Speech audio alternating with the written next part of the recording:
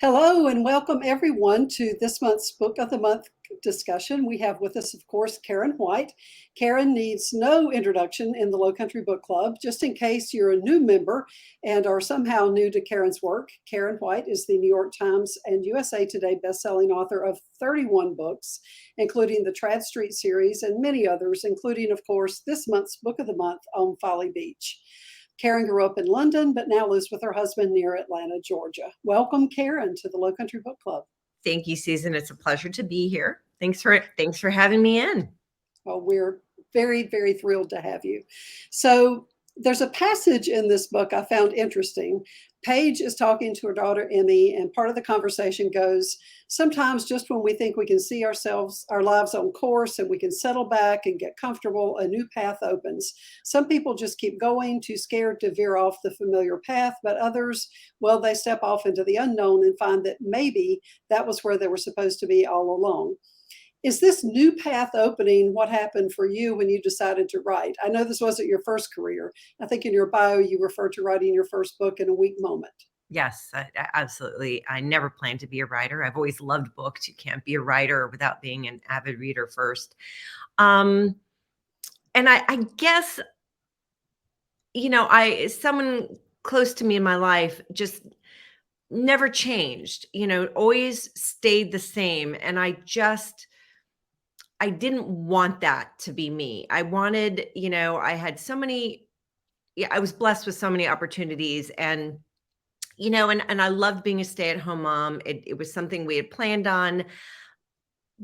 But again, in a weak moment, my weak moment was my kick in the pants. I think, if you look at every single character I've ever created, including in this book, my female heroines are always like, when you open the book, they're in some deep hole that either they have dug for themselves or circumstances have dug for them.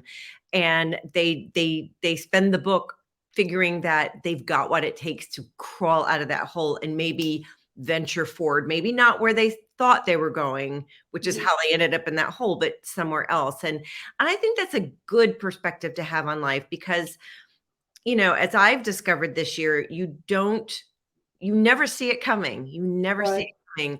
And when I wrote that first book, it was a weak moment because it wasn't something I had planned to do, but sometimes you just have to throw caution to the wind and just go for it. And I did. I mean, and I was still me. I didn't tell anyone what I was doing. I didn't set any, I'm still that way. I don't set any goal. Do not tell my children. I do not set goals. I just try to keep my nose to the grindstone and keep the noise, at bay, which this year was not possible. But I just wanted to write the kind of book that I like to read. And that's how I wrote the first book. Right. And it was like amazingly surprised, A, that it was published. And B, that they wanted me to write another one. I mean, I kept on calling it a fluke, this career of mine, until about the 12th book when I hit the New York Times for the first time. It's not a fluke, Karen, not a fluke. So there was something else in that conversation that we're talking about. I'm a middle child. That's my life's outlook is. Okay. There was something else in that conversation where they're talking about this change and taking another path about coyotes that I thought was interesting. And yeah, coyotes. So I mean, I didn't know that about coyotes, but it makes sense. They've learned to thrive. And I think that whole concept, that whole conversation was interesting. So I enjoyed that. So very true about coyotes. That's why you see them in New York City and out in the desert. So you see them everywhere. Interesting. Interesting. I've learned something about coyotes I didn't know. So I like to start with setting. Is Folly Beach special to you? Why did you choose this particular setting for the story? Golly. So the original inspiration came from, I've never lived in Charleston, but I've written about the Lowcountry almost exclusively, but I venture off every once in a while, but I get Charleston Magazine, and an older issue, and I still have it, featured Miss Folly Beach of like 1946 or 1942 or something in the 40s. And she's there in her gorgeous, bathing suit of the time, and she's holding a Coca-Cola bottle. And that the issue focused on Folly Beach how it used to be when they Mhm. still had the big when it was a playground, it had the big merry-go-round, and that hideous Holiday Inn wasn't there. It was really it was the place, every man's beach, and Mhm. um, the beach cottages were not multi-million dollar cottages. And just looking and then just reading the stories, because they interviewed people who lived there during the war.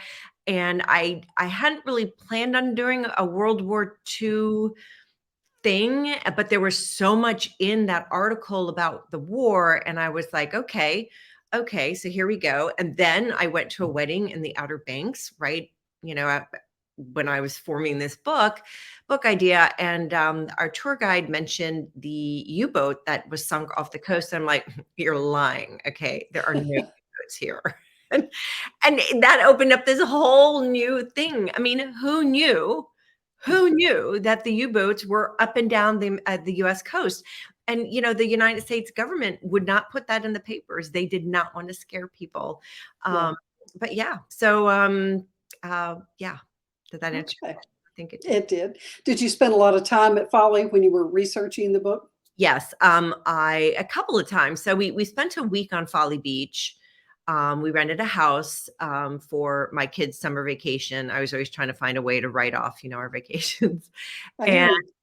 And I had met some really cool people. One of them, and I put her in the book, Marilyn. Oh my goodness, her last name is escaping me, but she, at the time I was writing the book, was she worked in the single government building, like right in the Mhm. middle of town at the single stoplight. And she was the one that dealt with everything, but she had grown up in Folly Beach and knew. Oh, it was fascinating. She's the one that told me that she and her mother would send her and her sister out in the mornings to go gather turtle eggs for breakfast. I had never heard of that. And when I read that, I was like, really? People do that? I had no idea. Think about it. This is a time of rations. Right, right, They were, they weren't endangered at the time, or if they were, nobody knew. And right, it was an easy resource. There right, were eggs laid on the beach right outside your door. Why wouldn't you? right. But it just fascinating things like that, and just gave me a lot of insight on Folly Beach, and it was just priceless, just priceless. And then just walking and learning, like, where that pier, how big the pier used to be, how, the big bands used to play out there. And I could see it in my mind, Mhm. and it was just so much fun bringing that to life. It sounded like a fun place. Did you learn to shag while you were doing this? You know what? I have tried. I basically need a willing dance partner, and that would not Yeah. be my husband. So Yeah. I'm hoping when my son gets married, and no, that's not anytime soon, but I'm hoping that he will allow us to do a mother-son dance. And I want Oh, it to be a shag dance, because that's like oh. the best. I mean, I've written about shag dancing in pretty much every single Low Country Hmm. book, including Dreams of Falling, where there's a big scene at the shag contest they do in Georgetown, South Carolina every year. So yeah, I need to learn. My husband and I, we say that we can fake shag if we've had a little to drink, but Uh, we don't really know how to like really shag, but we fake shag. But it's right. fun. The, And the fake shagging is still fun. and I don't know if a lot of people, it's an older movie. I think it's the 80s with Phoebe Hmm. Cates, called Shag. I I need to watch I that. own it. I own it on video. Okay, that's how old it is. But I need to get it on DVD, because it is. I loved that movie, and it's all about a girl trying to get to a shag contest, and she and her three friends, they've just graduated from high school, and this is their big summer, and they've lied to their parents about where they're going, and Of course they have. they're headed to Myrtle Beach, South Carolina, for the big shag contest. Okay, now I'm going to watch that movie. I'm going to watch that movie this Love it. weekend. And I want you to call me or email me and say, Karen, you were right. Because I know what you write. I know you're South Carolinian. You will love that movie. I can't wait. I'm excited now. Okay, this felt very much to me. Oh, wait. While we're still on Folly, I forgot one thing. Part of Folly's history that I was not familiar with at all was that it included a vacation home for prostitutes. Where did that, was that real? Yes. Oh, that's probably from my conversations with Marilyn. I mean, the Folly Beach, honestly, I'm trying to think of, I wish I had, there's so many nicknames, the edge of the world, but Mhm. and it's sort of like Charleston's trashier younger sister. But they're proud of it. They're very Yeah, shabby chic. There is there you do not wear pearls to go out to eat and when you're in Folly Beach. And so yeah, very laid back and everybody is welcome. It is truly every man's beach. Yeah. yeah. Well, honestly, I've only been a couple of times, but this makes me want to go back. So I'm going to make that trip soon. Drive You're from giving me all kinds Charleston. of ideas. Yeah. It's a quick drive from Charleston. So it's very Exactly. do not go during 4th of July weekend. You will be sitting on the bridge for hours just trying to Yeah. get onto the island. So Yeah, I try not to go anywhere on the coast 4th of July no. weekend. Okay, so this felt very much to me like a book about loss, dealing with loss and moving on. Did you set out to write a book about loss, or did that just kind of flow from the historical thing that you were trying to cover? Right. I guess when you're talking about war, Yeah. you're bound to explore that. And at the time, I had two nephews in Afghanistan, Oh, and wow. and my sister-in-law, had two sons in Afghanistan, and I Mm. just, being a daughter of a veteran and granddaughter of two veterans, and I, I just from the women's perspective, Mhm. um, or a spouse's perspective. The soldiers, the service people always get due respect. We thank them for their service, but those left behind, they Right, have a story too, and they are also dealing with loss. Not just, yes, sometimes we lose them permanently when they give the ultimate sacrifice, but also to raise your children without somebody present because they are deployed somewhere, right, or all of that. And I think that really built into this. And when I knew that I was going to do the World War II angle, of course, I had to bring in two losses, two different right, women, two different eras. They never meet, but of course, they're connected by what? The thing that connects most of us, a bookstore, right? Um, right, and also, losing somebody, that is a connector that so many of us share. And yeah, so that's sort of how that theme kind of, wove its way into this book right. in such a big way.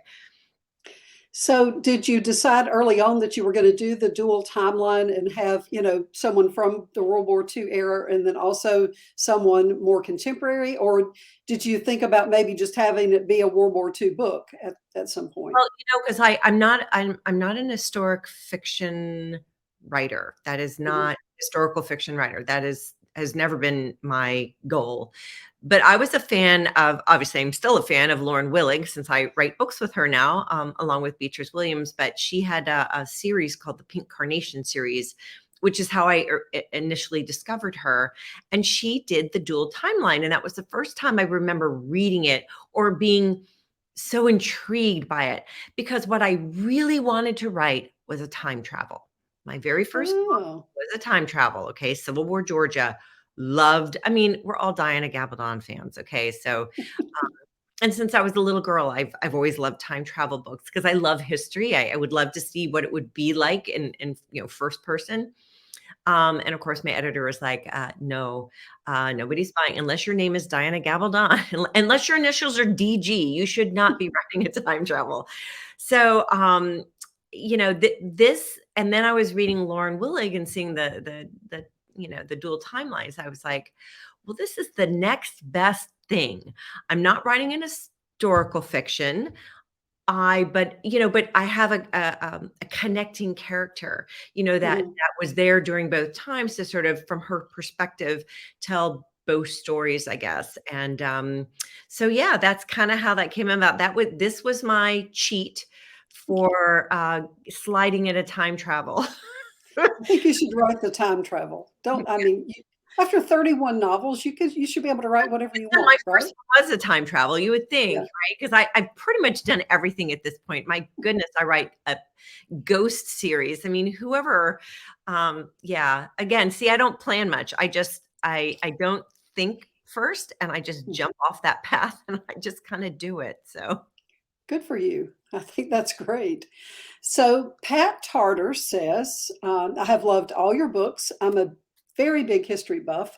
So Folly Beach stands out because it's the first I ever heard that German U-boats got that close to our shore along the East Coast. How do you approach your research to discover facts like that? And you touched on this a minute ago, but I wanted to get Pat's question in because she also says, I look forward to meeting you in person someday at Foxtail Bookshop. yay, good. Well, I will be there in May. So this is really interesting. As I said, I was already like in the early planning stages when I went to that wedding in the Outer Banks, and there were my son and my husband are scuba divers, and our tour guide, we were at the Cape Hatteras lighthouse, and the tour guide there was talking to my husband and son about scuba diving, and he's like, oh yeah, you need to go check out that U-boat, off the coast. And I'm just like Disney, like they just like put a fake one down there just to make it interesting for scuba divers. And the guy looked at me like I was an idiot, and I was an idiot. I didn't know this. He's like, no, it's real. And then so then I dug in, and very, and found out, they were off of Jacksonville, they were off of Long Island, they were, and the government didn't want to tell anybody about, like, I always use newspaper archives, which is, it's a subscription, you pay for it for however much you need it, to look up headlines and things. Nothing. There was nothing, and it was intentional. The government did not want to scare Americans, and if by some luck, I discovered that fact, and I hadn't planned on that, like being the U-boat thing or German spy being part of it. But my gosh, the more I dug into German spies along the coast, the more my mind was blown. I mean, there was so much activity. And so it made sense that there would be a spy, on Right. Folly Beach, and that somebody could, that the spotter, somebody could, be standing on a pier and see a submarine out there signaling to people on shore. It was all within the realm of possibility. Yeah. That's scary. Yeah. Okay. So Sandra Pryor says, I'm wondering if a real life retold story inspired the book. No, no, totally my imagination. Although for my very astute readers, you might notice that a murder victim, and we don't know anything about this man except that he was found dead, and he um, was a spy, was his name. We just know his name, Richard Cobelt. And Richard Cobelt, pretty much that name appears in all of my books. But those of you who are familiar with the Trad Street series will know him as the plumber who always has his crack showing in the back. And that is because Rich Cobelt is my actual brother-in-law. And so that's sort of the family joke. So I killed him in this book. He appears in different books in different guises. So Now that's funny. I'm going to have to think about that. That's really, I like that. Very you get creative. the right person. It has to be someone with a Yeah. big humor that would get Yeah. as much amusement from it as you do putting him in. So Yeah. Interesting. Okay. So Claudia Reed says, your characters are so wonderfully real. How do you get the ideas for them? they walk into my head. I mean, I honestly, because I'm one of these stupid writers who cannot be disciplined enough to write an outline, to do pre-plotting, to do pre-writing, character sketches, nothing. I always start with my setting, because setting is as big a character as my actual characters. And then Right. I start with my protagonist and what her internal and external conflicts are, and I go from there. So So yeah, sorry, go on. No, no, no. You finish what you were saying, please. Setting, informs so much of the story. Like Folly Beach informs so much of the story in both time periods. Right, right. So which character came first here, Maggie or Emmy? Emmy, for sure. Emmy? Yeah. Okay. Did you have a particular inspiration for her, or she just walked into your brain fully Walked formed? walked into my brain. I mean, Wow. I honestly, I I wish I could say I knew where these characters come from. I mean, in the new series that I'm writing, there's everybody's favorite character is Jolene, who is the main character's best friend. And I always get asked, oh, where did she come from? I'm like, okay, I finished chapter 2 where there's the sound of breaking glass and a woman screams, and I have no idea how I'm going to start chapter 3 because I don't know what the glass is and I don't know who the woman is who screamed. And Jolene just is, fully dimensional when I start chapter 3. I know who she is. She just is walking around in there, and that's how, all of these characters were. They just began speaking to me right from the get-go. Right. That's great. I It's mean, scary. That means I had people in my head. exactly, exactly. Clearly, a lot of them. Yeah. Okay, so Kathy Bisall says, this was my first Karen White book. In the library, I opened the book to see that it starts out in Noblesville, Indiana, which is next to the city over from me. How did Karen ever pick that city? It started my love of Karen White books in the Charleston area. Oh, thank you. And that's a funny story. So a dear friend of mine, Susan Crandall, who's also an author, you need to read her Whispering Past the Graveyard. It's a fabulous book. She writes about the South, right? Always, even though she's born and raised in Noblesville, Indiana. And I've been to her daughter's wedding there, her son's wedding. I'm there a lot. I get to visit with her quite a bit. And I just thought, oh, it'd be so nice if I have an in on this town. So if I ever need to, talk about what the weather's like or, what it looks like out a window, I could just call Susie and say, hey. And I wanted it to be so far distant from the Lowcountry. It needed to be a complete different fauna, smells, Right. everything. And the bottle trees, by the way, are not from South Carolina or Indiana. They are from the Mississippi Delta, which is where my mother's family is from.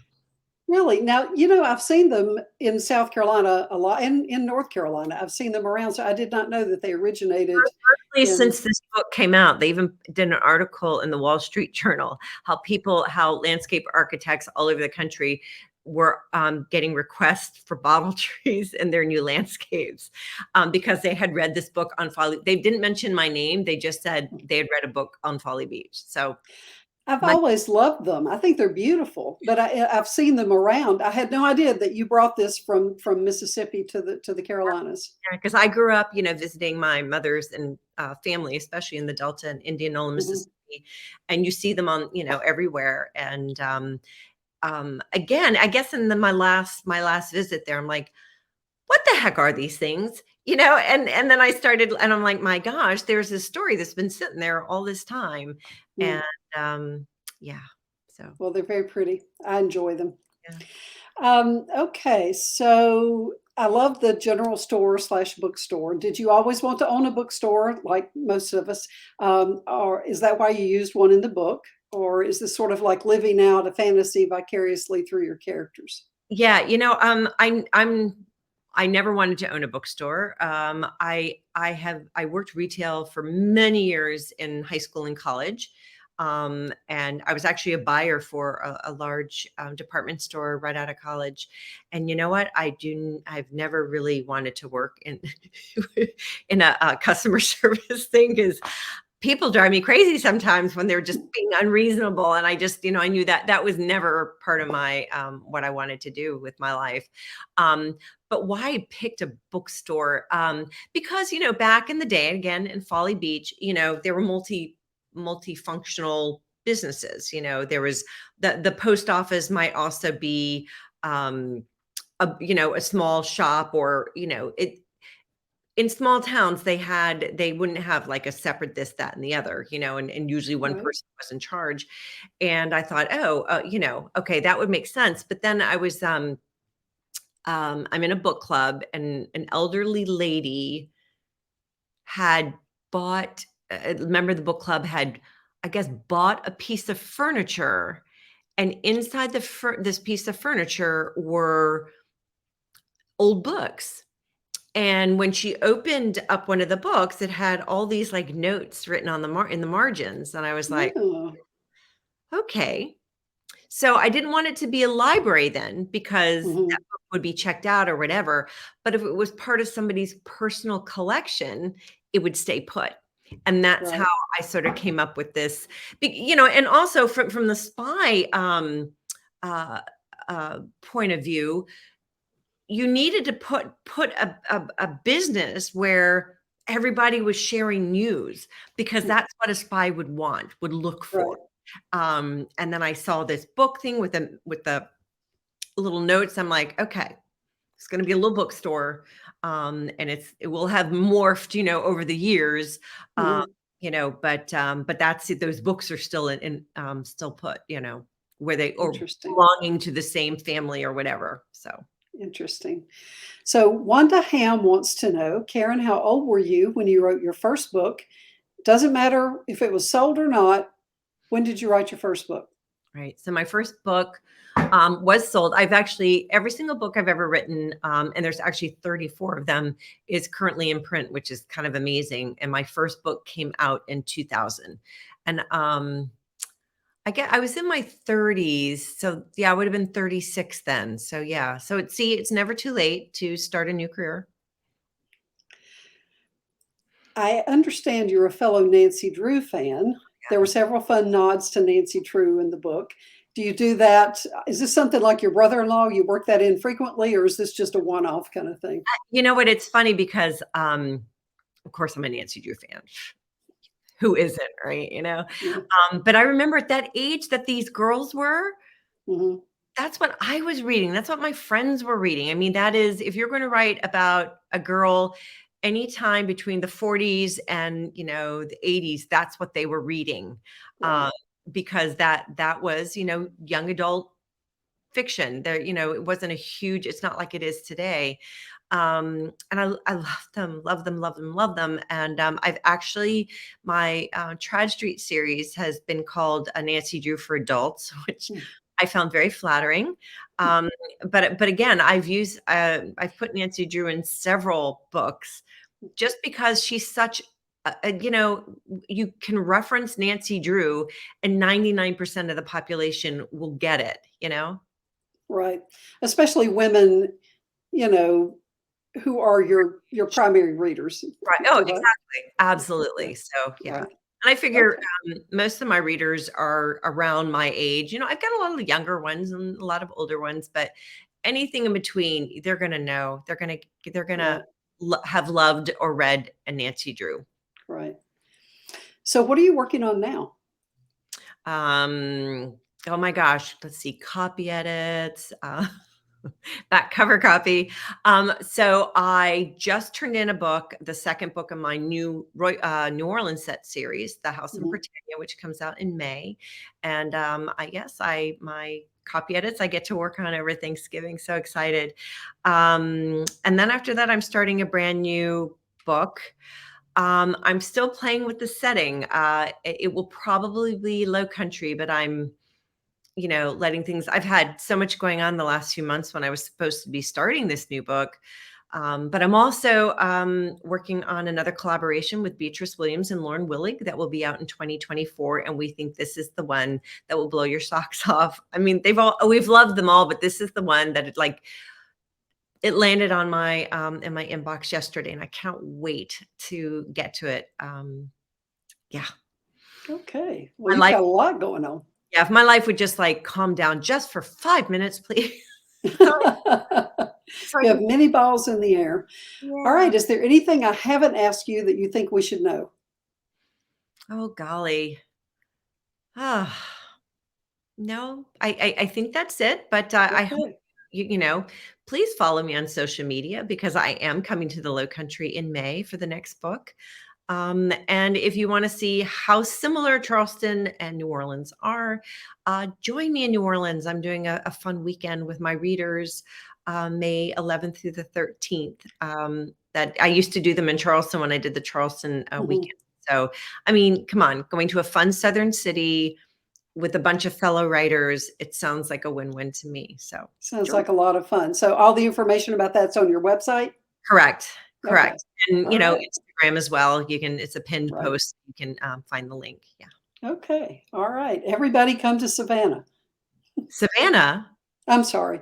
New New Orleans. Orleans. New Orleans. I've got Southern cities on the brain. It's like New Orleans. Come to New Orleans. You're in the No middle one of go the to field. Savannah. I get it. Hey, we moved exactly a year ago and I still have unpacked boxes. Yeah. So it's been a year. Crazy, crazy. All right. Well, thank you so much for doing this. We really appreciate you being with us. This was, And it's been a lot of fun as always. yes, thank you. And good luck with the move this weekend. Thank you. I appreciate it. Take All care. right. Thank Bye, you. Karen.